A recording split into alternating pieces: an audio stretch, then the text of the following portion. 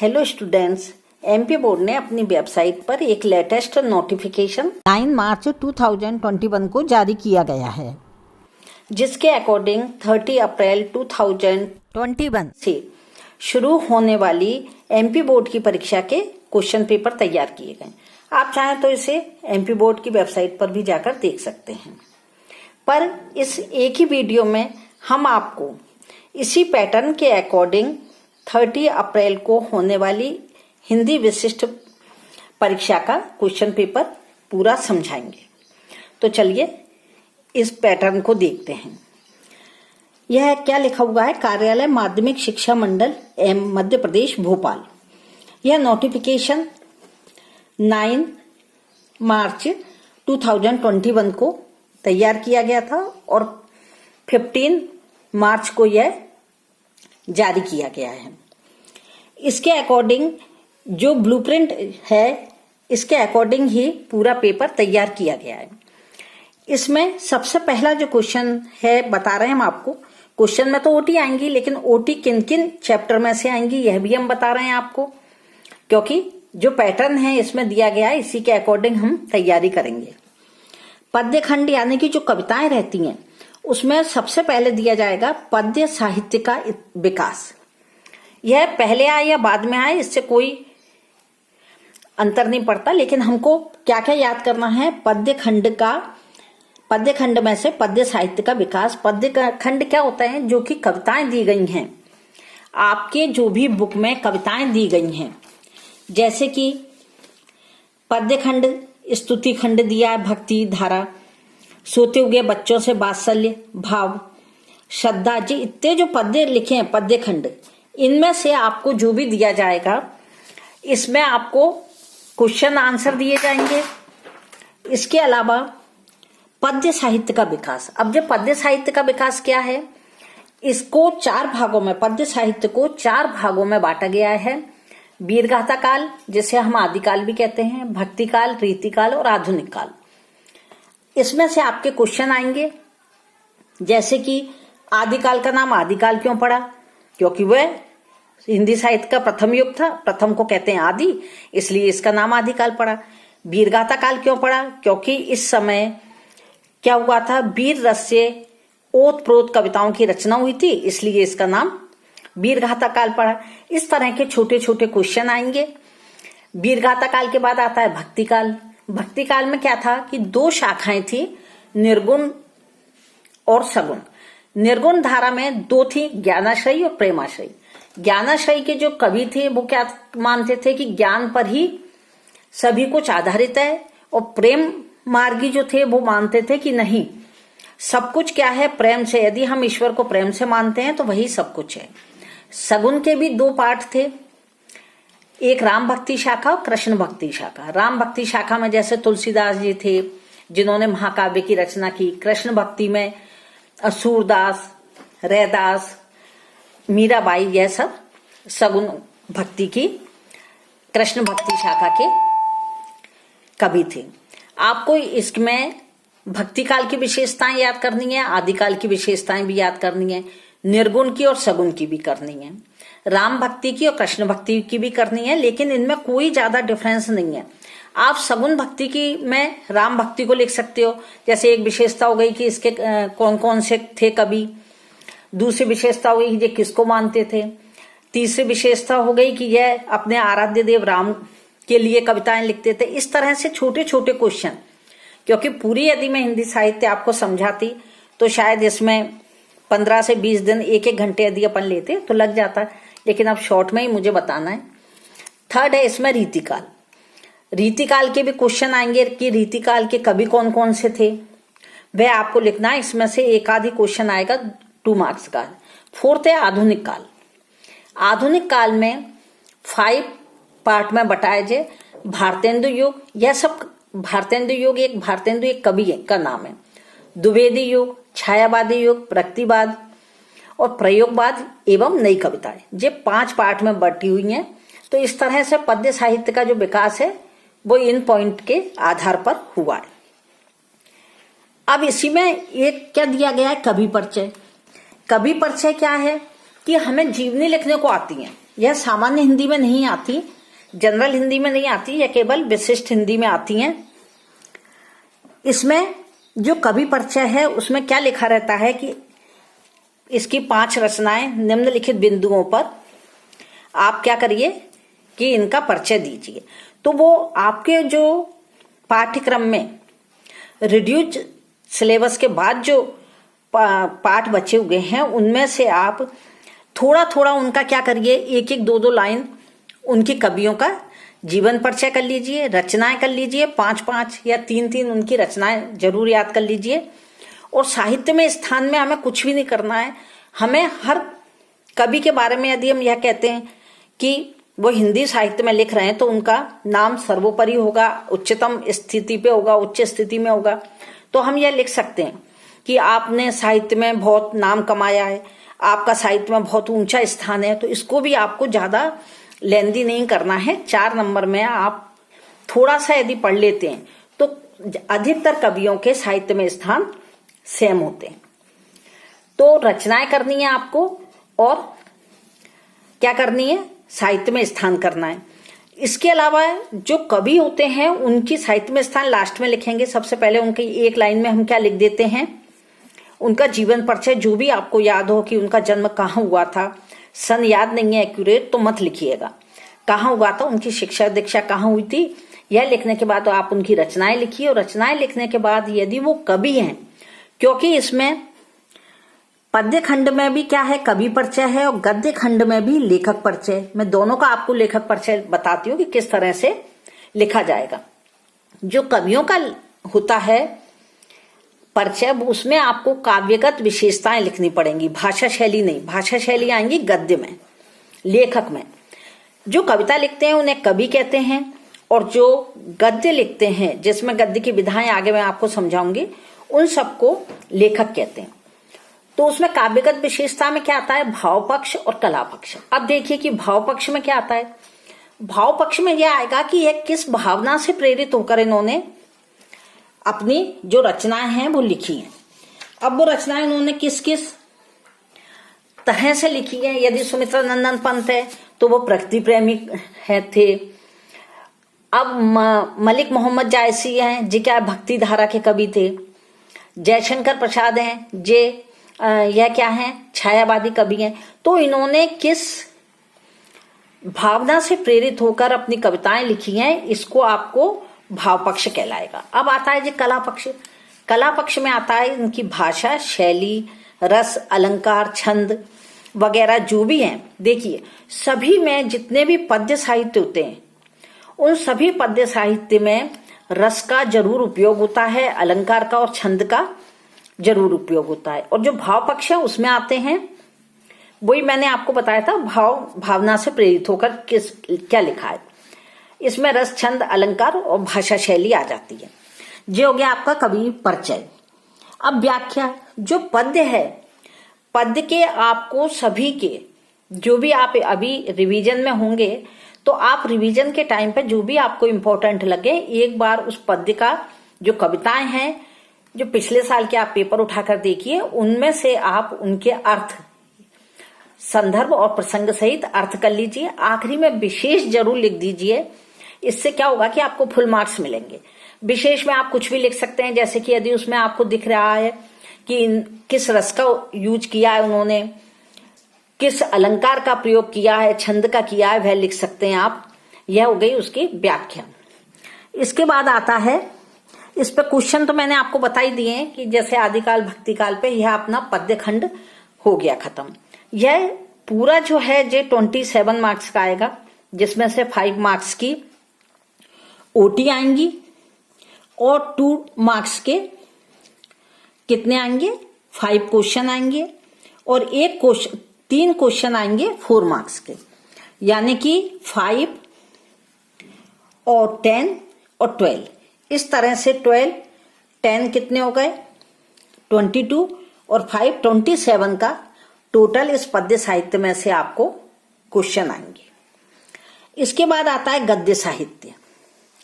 अब जो गद्य साहित्य है इसमें क्या करना है हमको, गद्य की विधाएं। गद्य की विधाएं क्या होती हैं, यह आपने 9th में भी पढ़ा होगा। उपन्यास, कहानी, नाटक, एकांकी, डायरी, रिपोर्टाज।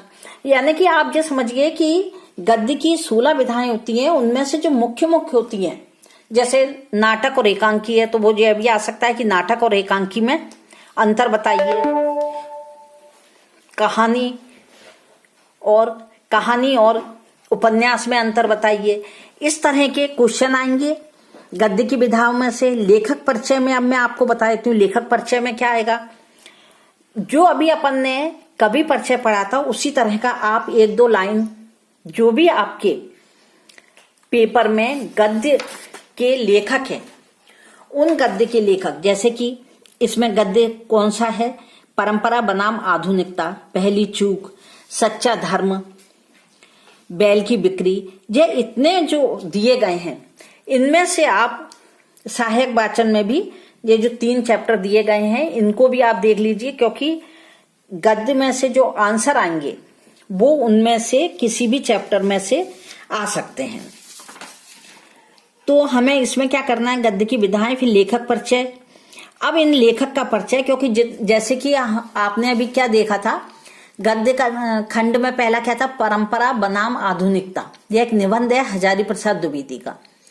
यह लेखक परिचय बहुत इंपॉर्टेंट है हजारी प्रसाद द्विवेदी का, यह आप जरूर कर लीजिए। इसके अलावा है पहली चूक, श्रीलाल शुक्ल, इनको भी यदि आप करना चाहें तो कर लीजिए। तो इस तरह से एक है कहानी रक्षाबंधन, जो कि सहायक वाचन में है। इसके लेखक हैं विशंबरनाथ शर्मा कौशिक। तो इनको यदि आप चाहें तो लेखक परिचय में क्या करेंगे कि केवल 1 लाइन ऊपर की, यह कहाँ पैदा हुए थे, इनकी शिक्षा दीक्षा कहाँ हुई। इसके बाद में हमने बताया था कवि जो परिचय होता है उसमें काव्यगत विशेषता आती है, लेकिन लेखक के परिचय में कभी काव्यगत विशेषताएं नहीं आती। इसमें क्या आता है, भाषा और शैली। भाषा आप इसमें यदि आपको याद नहीं है और कोई ऐसे लेखक का परिचय आ गया जो कि आपने याद नहीं किया है, तो उसकी जो भी आपने आपकी बुक में है, आप 1-2 तो रचनाएं लिख ही सकते हैं, 2-2 1-1 याद कर लेना। नहीं तो जो आपकी बुक में है एक तो वही रचना हो जाएगी, 2 और आप 2-3 और कर लेना। रचनाएं हो गई। भाषा में आप लिख सकते हैं, इनकी भाषा बहुत सरल है, विवेचनात्मक है, वर्णनात्मक है, इस तरह के आप शब्द लिख दीजिए, लेकिन उसको छोड़ के नहीं आना है, क्योंकि आपके 1-1 मार्क्स को आपको बहुत अच्छी तरह से कलेक्ट करना है। तो इस तरह से क्या होता है कि अपन लेखक का परिचय लिख सकते हैं। इसके बाद में आता है व्याख्या।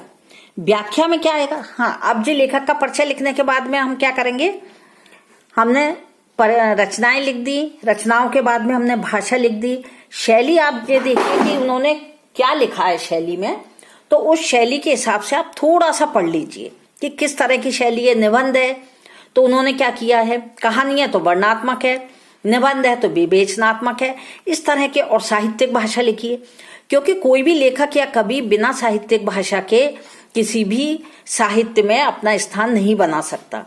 तो इस तरह से आप क्या करें कि उसको देख लीजिए। उसके बाद भाषा शैली हो गई, उसके बाद आता है साहित्य में स्थान। तो साहित्य में स्थान में भी आप यही लिखिए, इनका साहित्य में बहुत ऊंचा स्थान है। इन्होंने अपने रचनाओं से हिंदी साहित्य में अपना एक बहुत ही उच्चतम स्थान बनाया है। इन्होंने साहित्य को बहुत ही सुसंस्कृत बनाया है। इस तरह से आप 2-4 वाक्य इसमें लिख दीजिए। अब इसकी जे कितने नंबर का आएगा, 23 मार्क्स का। 5 मार्क्स की इसमें से ओटी आएंगी, 2-2 मार्क्स के 3 क्वेश्चन आएंगे, फिर 4 मार्क्स का एक 3 क्वेश्चन आएगा। अब हम आपको एक बात और इसमें बता रहे हैं कि यदि 2 मार्क्स का क्वेश्चन आता है, 2 अंक का क्वेश्चन आता है, तो आपको 30 शब्द में लिखना है, यानी कि अधिक से अधिक 3 या 4 लाइन। यदि 3 मार्क्स का आता है तो 75 लिखना है, 4 मार्क्स में आता है तो 120 वर्ड लिखना है, और 5 का आता है तो 150, और जो निबंध है आखिरी में वो 10 मार्क्स का आएगा। 7+3 वो मैं आगे क्या है उसमें आपको समझाती हूँ अभी। अब आता है सहायक वाचन। सहायक वाचन के आपके सिलेबस में केवल 3 चैप्टर हैं। सहायक वाचन में पहला चैप्टर है तेरे घर पहले होत विश्व सवेरा, दूसरा थके हुए कलाकारों से, और थर्ड है रक्षाबंधन। यह 3 सहायक वाचन के काफी कोर्स को रिड्यूस कर दिया गया है, आप आराम से इसका रिवीजन कर सकते हैं। इन तीनों में आप यदि देखें तो माखनलाल चतुर्वेदी, यह कविताओं में यानी पद्य में आपको जीवन परिचय में आ सकती है। विशंबरनाथ कौशिक भी आ सकता है, जो कहानी लेखक में आ सकते हैं। तो इस तरह इनको आपको सहायक वाचन में कुछ भी नहीं करना, केवल आपको जो क्वेश्चन है, यदि आप सहायक वाचन को तो एक बार यदि पूरे चैप्टर को पढ़ लेते हैं तो आप उसके आंसर आराम से लिख सकते हैं। अब 4th जो है इसमें क्या आएगा, भाषा बोध, यानी यह थोड़ा सा ग्रामर से संबंधित है। संधि, समास के भेद, वाक्य के प्रकार, अर्थ के आधार पर वाक्य परिवर्तन, अनेक शब्द के लिए एक शब्द।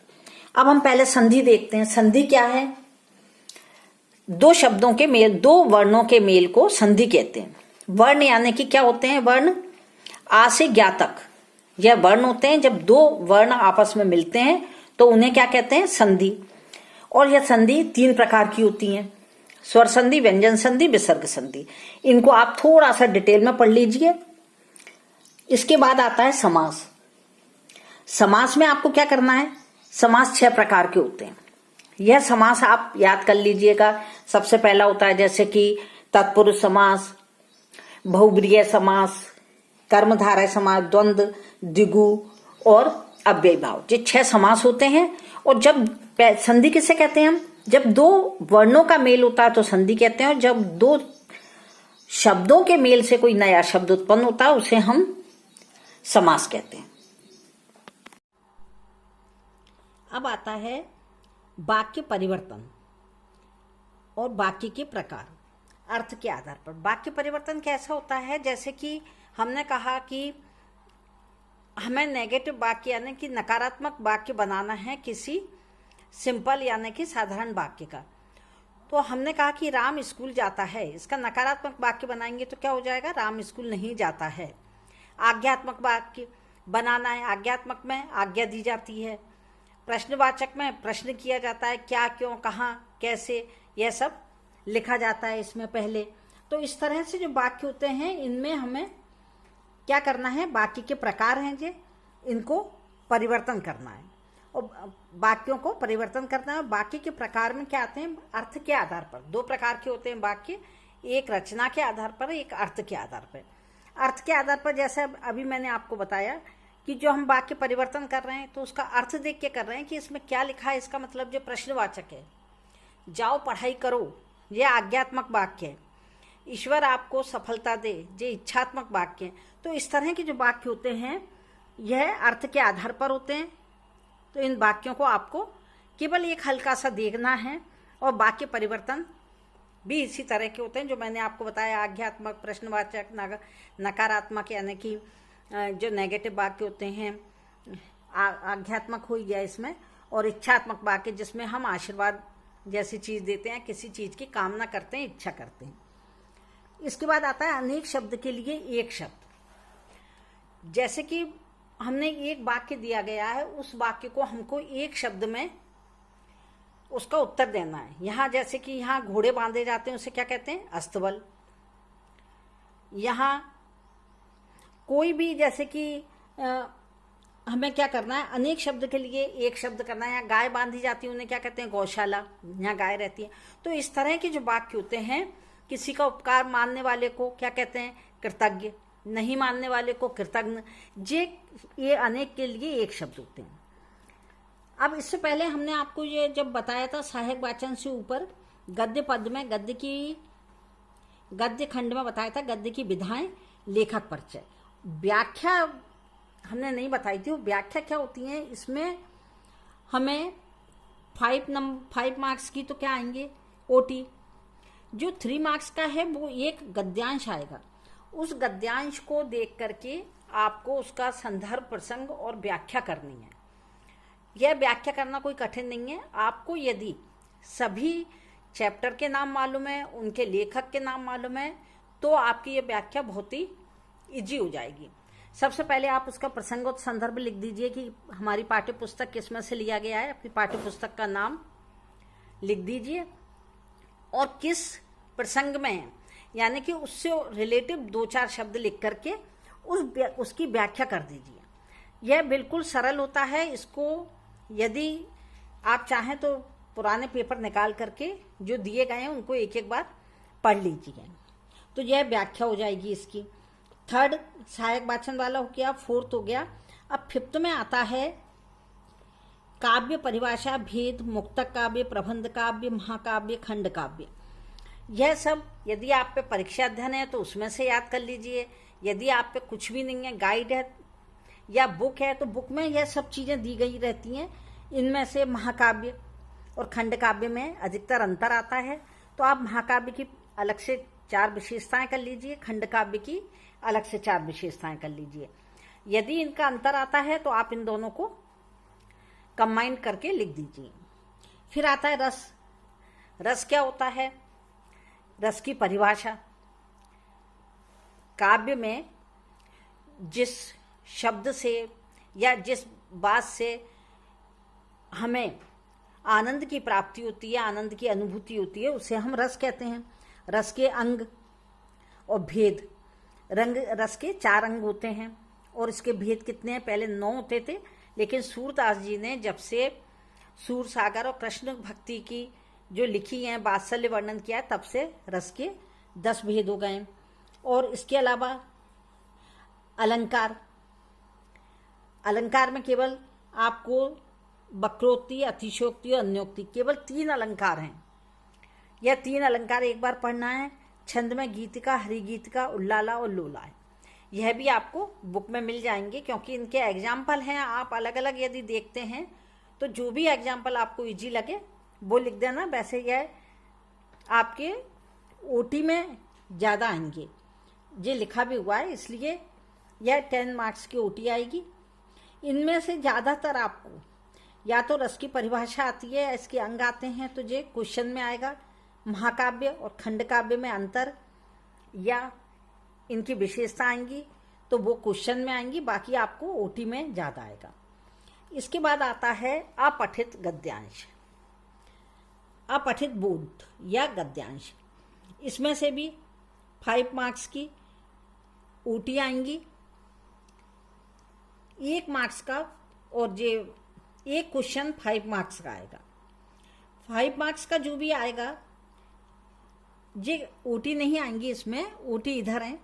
यह आपको 5 मार्क्स का केवल इसमें से एक क्वेश्चन आएगा। यह बहुत इजी होता है। हमको क्या करना है, एक अपठित गद्यांश आ जाता है, उस गद्यांश को हमें पढ़ के देखना है और उसमें से हमें उसके जो क्वेश्चन है, नीचे 5 क्वेश्चन दिए रहेंगे, उन 5 क्वेश्चन के आंसर हमें उसी गद्यांश में से ढूंढना है और ढूंढ के हमें इसमें लिखना है। इसमें एक जरूरी आता है क्वेश्चन कि उपर्युक्त गद्यांश का शीर्षक बताइए। शीर्षक में आप लोग याद रखिए कि जो गद्यांश हम पढ़ रहे हैं अपठित, वह गद्यांश किस चीज पर आधारित है, आपको उसका शीर्षक बना करके लिखना है। और शीर्षक 1 या 2 शब्दों से अधिक नहीं होना चाहिए। कुछ बच्चे क्या करते हैं कि पूरी किसी भी एक लाइन को लिख करके उसका शीर्षक लिख देते हैं। ऐसा नहीं करना है। आपको केवल उस पर देखना है कि यह किस चीज पर आधारित है, उसके 1, 2, अधिक से अधिक 3 शब्द हमको उसमें लिखना है। 4th आता है इसमें 7th जो क्वेश्चन है वो है पत्र लेखन। पत्र लेखन में आपको यदि हम ये बता दें कि 5 नंबर का जो एक क्वेश्चन आता है पत्र लेखन, और जो कि बहुत ही इजी है। हमें क्या करना है कि ऊपर और नीचे का जो रहता है, ऊपर तो टाइटल रहता है कि हमें अपने प्रधान आचार्य को लिखना है, कि हमें जिलाधीश को लिखना है, या अधीक्षक, पुलिस अधीक्षक को लिखना है, किसे हमें लिखना है, यह उसमें दिया रहता है। आपको ऊपर वही हेडिंग डालनी है। हेडिंग डालने के बाद में आपको विषय जरूर लिखना है, क्योंकि कुछ बच्चे विषय नहीं लिखते, विषय भी उसमें लिखा हुआ होता है, तो विषय आप वही लिख दीजिए। विषय लिखने के बाद में नीचे के पैराग्राफ से, एक पैराग्राफ से, यानी कि विषय लिखने के बाद हमें लिखना है महोदय, और उसके नीचे से आप अपना जो भी कहना चाहते हैं, यदि वो हम फॉर्मल लेटर है तो फॉर्मल लेटर यानी औपचारिक पत्र है, जैसे कि हमें प्रधान आचार्य से अवकाश के लिए आवेदन देना है, या हमारे भाई की विवाह में जाने के लिए लेना है, या आवश्यक कार्य के लिए लेना है, या बुक बैंक की से हमें किताबें लेने के लिए, या निर्धन कोष से हमें सहायता की ज़रूरत है स्कॉलरशिप वगैरह के लिए, तो ऐसे जितने भी फॉर्मल लेटर हैं उनमें हमें यह बताना होगा कि आप जैसे लिखेंगे कि मैं आपके विद्यालय में इस कक्षा का छात्र हूँ। यदि आप 10th में कोर्स कर रहे हैं तो आप निश्चित 10th के हैं, पढ़ रहे हैं, तो मैं क्लास 10th B या A जो भी है, मैं आपकी कक्षा आपके विद्यालय का छात्र हूँ। यह लिखने के बाद जो भी उसमें विषय दिया गया है उसके बारे में 2-3 लाइनें अच्छी तरह से लिख करके, और आखिरी में जब क्लोजिंग करें तो निवेदन है कि जो भी आपको करना है, यदि शुल्क मुक्ति के लिए करना है तो मेरी शुल्क मुक्ति करने की कृपा करें। निर्धन कोष से आपको यदि वो किताबें चाहिए तो आप उसी तरह का डालेंगे, और इस तरह से क्लोजिंग कर दीजिए। और नीचे जब आप लिखते हैं तो आपका आज्ञाकारी शिष्य करके अपना नाम नहीं डालना है, वहाँ पर आ बा सा लिख करके आना है। यह आपका पत्र लेखन हो गया। अब 8th क्वेश्चन है, यह भी कितने का है? 5 मार्क्स का है। इसको बिल्कुल भी छोड़ के नहीं आना है।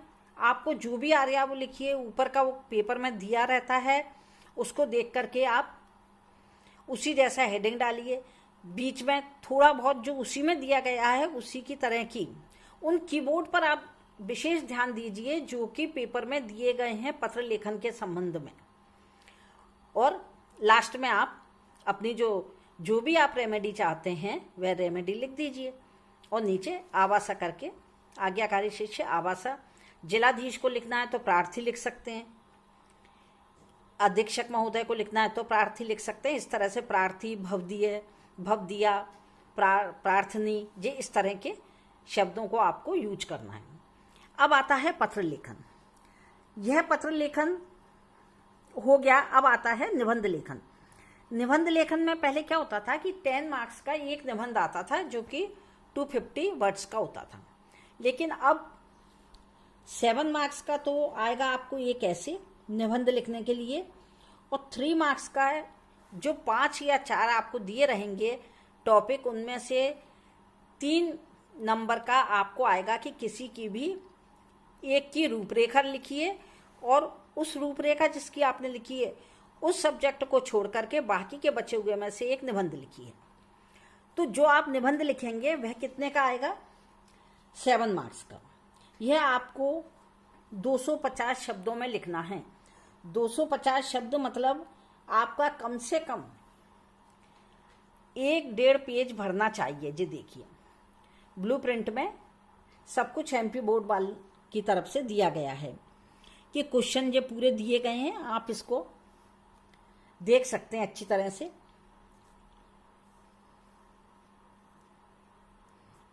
यह अति लघु उत्तरी 2 मार्क्स के, 30 मार्क्स के, 3 मार्क्स के जो है वो 75 के, 4 मार्क्स के 120 शब्द के वर्ड के हैं, 5 मार्क्स के 150 वर्ड के हैं, और जो 10 मार्क्स के हैं वो 250 वर्ड के।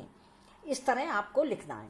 अब कई बच्चे ये कहते हैं कि हमको निबंध कितने याद करें, हमें निबंध लिखना नहीं आता। तो मैं अभी शॉर्ट में आपको निबंध लिखने का एक तरीका बताती हूँ कि एक पे तो आप रूपरेखा लिख लीजिए। अब रूपरेखा आप कैसे लिखेंगे वो भी, और निबंध के आप निबंध को हमेशा हेडिंग बना करके पॉइंट में लिखना है आपको, और उसके नीचे अंडरलाइन करनी है जिससे कि आपके मार्क्स अच्छे आ जाएं। तो इसके लिए आप क्या करें कि सबसे पहले प्रस्तावना तो सभी में होता ही है, तो प्रस्तावना में आपको जो भी आ रहा है उसके बारे में देखिए आप कि हमें इसमें से कौन सा निबंध ऐसा है जिसके बारे में हमें थोड़ा बहुत आता है, हमने कहीं समाचार पत्र में पढ़ा है या अपने पेरेंट्स के मुंह से सुना है या कहानियों में सुना है, तो उसके बारे में आप जिसके बारे में थोड़ा बहुत ज़्यादा जानते हैं आप लिखिए। पहले प्रस्तावना लिखिए, उसके बाद देखिए कि इसका कोई ऐसा पॉइंट बन सकता है क्या, ऐसा हेडिंग बन सकता है क्या जिसको हम हाईलाइट कर सकते हैं। यदि बन रहा है तो आप बिल्कुल उसको बनाइए। लेकिन कुछ ऐसे होते हैं जैसे कि जिसमें तो हम लिख सकते हैं कि लाभ है, हानि है, जैसे नारी शिक्षा पर ही दे दें, तो नारी शिक्षा से लाभ भी हैं, कुछ लोग उसको हानि भी मानते हैं। पहले प्रस्तावना आ जाएगा, फिर लाभ हानि आ जाएगा, फिर या फिर ये भी हम कह सकते हैं कि कब से नारी शिक्षा हुई, प्राचीन काल से हुई है या प्राचीन समय में महिलाओं की शिक्षा आधुनिक समय में। तो इस तरह से इसमें कई लोग मानते हैं कि नहीं, नारी शिक्षा से हानि ज़्यादा है। तो इसके हम पक्ष विपक्ष दोनों में लिख सकते हैं। लेकिन कुछ चीज़ें ऐसी होती हैं जिनमें हानि लाभ तो कुछ होता ही नहीं है, केवल हानियाँ ही हानियाँ होती हैं, लाभ नहीं होता। जैसे आतंकवाद, उसमें कभी किसी को भी लाभ नहीं होता। तो ऐसे समय में हमारे पॉइंट कैसे बनेंगे, तो हम क्या बनाएंगे, पहले प्रस्तावना। तो उसमें हम लिख देंगे कि प्रस्तावना में आतंकवाद का क्या अर्थ है, या किसी भी हमने सब्जेक्ट लिया तो उसका आप अर्थ लिखेंगे। यदि आपको उसका इतिहास मालूम है तो थोड़ा इतिहास लिखिएगा उसका। और उसके बाद में आप क्या लिखेंगे कि इसका उदय किन कारणों से हुआ। उदय के आपको कारण मालूम है तो वो लिख दीजिए। फिर इससे क्या क्या नुकसान होते हैं, सभी के नुकसान हैं इससे, आतंकवादियों के भी हैं और जो पीड़ित है उनके भी हैं, तो वह सब लिख दीजिए। फिर इसकी रेमेडी क्या है वो लिखिएगा कि इसकी रेमेडी है कि बचपन से बच्चों पर ऐसा व्यवहार हो, उसको शासन की तरफ से, पेरेंट्स की तरफ से, सभी की तरफ से इस तरह का व्यवहार मिले कि बच्चा कभी गलत कदम उठा ही नहीं सके। और इसका फिर क्या है, सरकार की रेमेडी इसके प्रति क्या होनी चाहिए, यह सब लिख के आखिरी में आप अपना जो व्यू है वो थोड़ा सा उपसंहार के रूप में बता सकते हैं। और मैं कह रही हूँ यदि आपको इनमें से कुछ भी नहीं आ रहा है तो आप केवल प्रस्तावना लिखिए, फर्स्ट पॉइंट इसका। सेकंड पॉइंट लिखिए विषय विस्तार, इसमें सभी कुछ आ जाएगा। विषय विस्तार में जो भी आपको आ रहा है आप वो लिख दीजिए। और थर्ड में आप अपने मन से जो भी उसका रेमेडी है या जो भी आपके मन में आ रहा है कि इस टॉपिक पे हम निबंध लिख रहे हैं, इसके बारे में हम इस तरह से कर सकते हैं, तो वो उपसंहार में करके उस निबंध को वहीं पर ख़त्म कर दीजिए। लेकिन कभी भी आपको कोई भी क्वेश्चन छोड़ के नहीं आना है। यह आपके ब्लूप्रिंट के हिसाब से पेपर तैयार हो गया है। आप इसके हिसाब से अपना रिवीजन करिए। अब मैं आपको एक बात और बता रही हूँ कि सबसे पहले आप जब हिंदी का रिवीजन करना चालू करें तो सबसे पहले गद्य और पद्य देखिए, यह जोड़ियों में यानी कि मैचिंग में जरूर आएंगे, इसलिए आप इनको जरूर कर लीजिए। जैसे पद्य खंड है, स्तुति खंड है, भक्ति धारा। अब ये क्या है, काव्य है। इसके लेखक या कवि का नाम क्या है, इसके कवि हैं, क्योंकि ये पद्य है, मलिक मोहम्मद जायसी। तो ओटी कैसी आती हैं कि वो मान लो इनमें से 5 नाम दे देते हैं, जिनमें सहायक वाचन का भी है, गद्य का भी है, पद्य के भी हैं, और उनके कवि या लेखकों के नाम दे देते हैं। उनको आपको सही जोड़ी बनानी है। या फिर वो ये भी कर सकते हैं कि वो विधा का नाम दे देंगे और चैप्टर का नाम दे देंगे। कि जैसे हमने कहा कि रक्षाबंधन क्या है, कहानी है। कहानी एक क्या होती है, विधा होती है, यानी कि गद्य 16 की विधाएं 16 होती हैं। फिर एकांकी, सच्चा धर्म, यहाँ पे एकांकी नहीं लिखा जाएगा, वो सच्चा धर्म लिख करके उसके सामने लिख सकते हैं कहानी, और रक्षाबंधन के सामने लिख सकते हैं एकांकी। तो उसकी हमें सही जोड़ी क्या बनाना है कि सच्चा धर्म क्या है, एकांकी, और रक्षाबंधन क्या है, कहानी। तो इस तरह से हमें पाठ के नाम के सामने चैप्टर के नाम के साथ साथ उनकी विधा और लेखक और कवियों के नाम याद करना है। यह आपके 5 नंबर की ओटियां कहीं नहीं गई। इन ओटी को आपको पक्के से याद करना है। यह हिंदी विशिष्ट जो हायर हिंदी का पेपर है वह हमने कंप्लीट करा दिया है। Thank you.